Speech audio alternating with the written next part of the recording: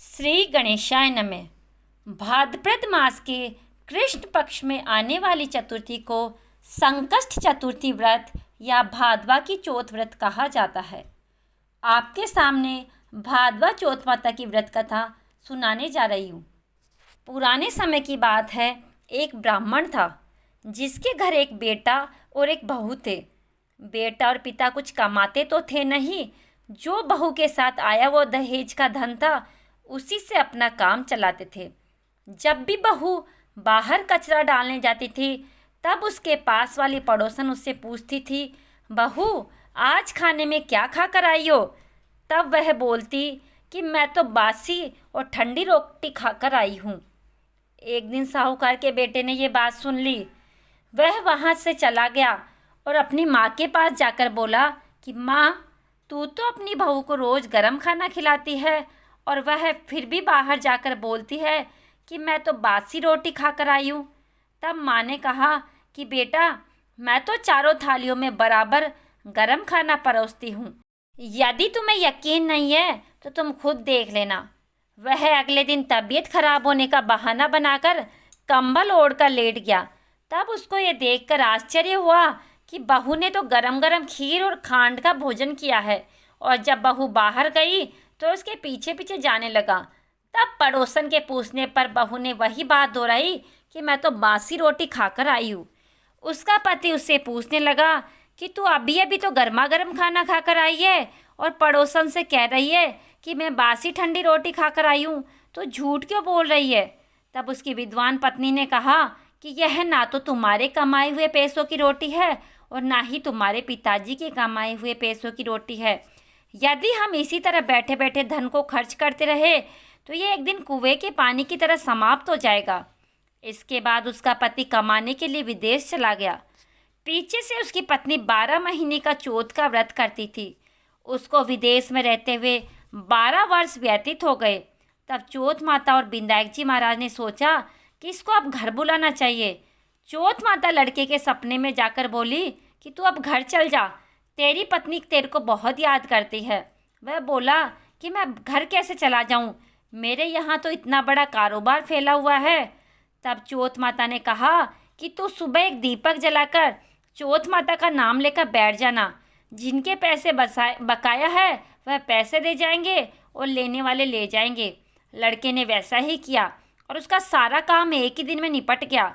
जब वह घर जा रहा था तो उसे रास्ते में एक सांप दिखाई दिया जो आग के पास जा रहा था। उसने सांप को आग से बचाने के लिए हटा दिया। ऐसा करने से नागराज क्रोधित हो उठे और कहा कि हे पापी, मैं तो इस नाग योनि से मुक्ति के लिए जा रहा था और तूने मुझे हटा दिया, अब मैं तुझे डस लूँगा। तब वह लड़का बोला कि मैं 12 वर्ष बाद अपने घर जा रहा हूँ, आप मुझे अवश्य ही डस लीजिएगा, किंतु आज मुझे अपने घर वालों से मिलने दीजिए। आप कल रात को आकर मुझे डस लेना। नाग ने उसकी शर्त मान ली और वहाँ से चला गया। जब लड़का घर आया तो वह उदास था। उसने अपनी पत्नी के पूछने पर सारी बात बता दी। उसकी पत्नी बहुत चतुर थी। उसकी पत्नी ने एक सीढ़ी पर बालू रेत बिछा दी, दूसरी सीढ़ी पर दूध का कटोरा रख दिया, तीसरी पर फूल माला बिखेर दिए, चौथी पर इत्र छिड़क दिया, पांचवी पर मिठाई रख दी, छठी सीढ़ी पर जौ और सातवीं में रोटी रख दी।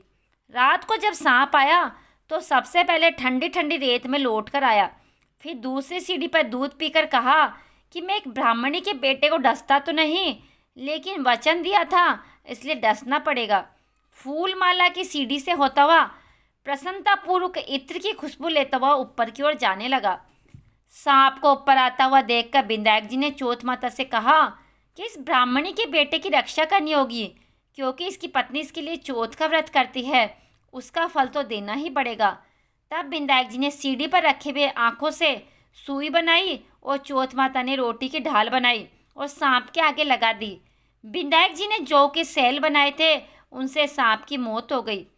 सुबह उस लड़के से मिलने गांव के लोग आने लगे, क्योंकि वह 12 बरस के बाद वापस घर आया था। लोगों ने उसे आवाज़ दी, लेकिन वह तो उदास बैठा था, इसलिए बोला नहीं। जब उन्होंने देखा कि सीढ़ियों पर तो खून पड़ा हुआ है तो वे रोने चिल्लाने लगे कि ब्राह्मण, आज तो तेरा बेटा मर गया। यह सब देखकर ब्राह्मणी भी ज़ोर ज़ोर से रोने लगी। आवाज़ सुनकर उनका बेटा नीचे आया और कहा कि माँ, मैं तो मरा नहीं हूँ, यह तो मुझे डसने आया था सांप है, वो मरा है। यह सब देखकर उसकी पत्नी भी प्रसन्न हो गई कि मेरे पति के प्राण बच गए। उसने चौथ माता को धन्यवाद दिया और कहा कि यह तो चौथ माता ने मेरे व्रत करने का फल दिया है। हे चौथ माता, जैसा फल ब्राह्मणी के बेटे को दिया वैसा सभी को देना। कहानी कहने वाले को, कहानी सुनने वाले को और हुंकारा देने वाले को और पूरे परिवार को देना। गणेश जी महाराज की जय, चौथ माता की जय। चौथ माता की कहानी के बाद विनायक जी की कहानी अवश्य सुने। गणेश जी की कहानी। एक बार भगवान गणेश बाल रूप में चुटकी भर चावल और चम्मच में दूध लेकर पृथ्वी लोक में निकले।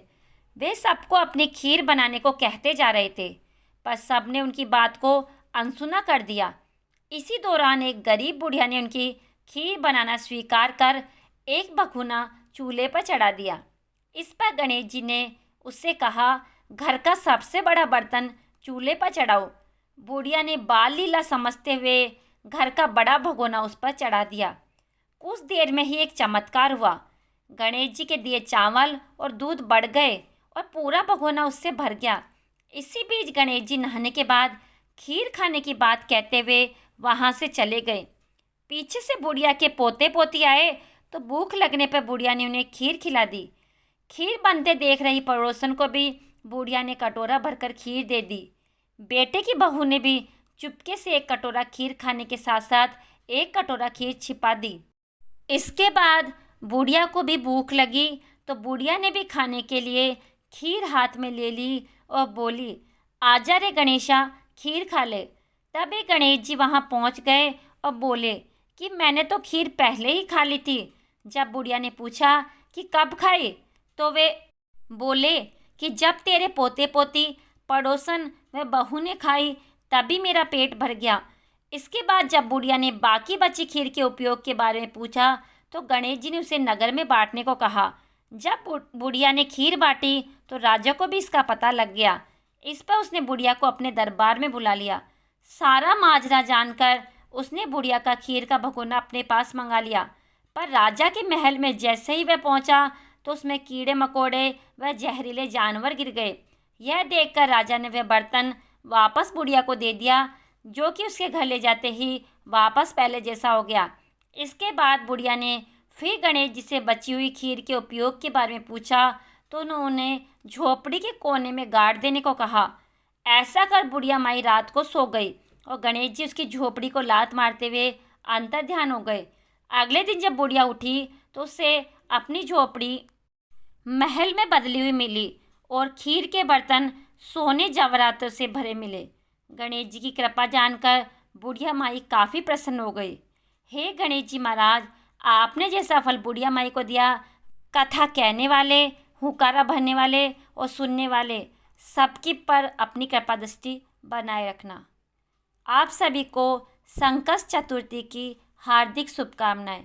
अगर आपको वीडियो पसंद आया हो तो वीडियो को लाइक अवश्य करें और कमेंट बॉक्स में जय श्री गणेश अवश्य लिखें।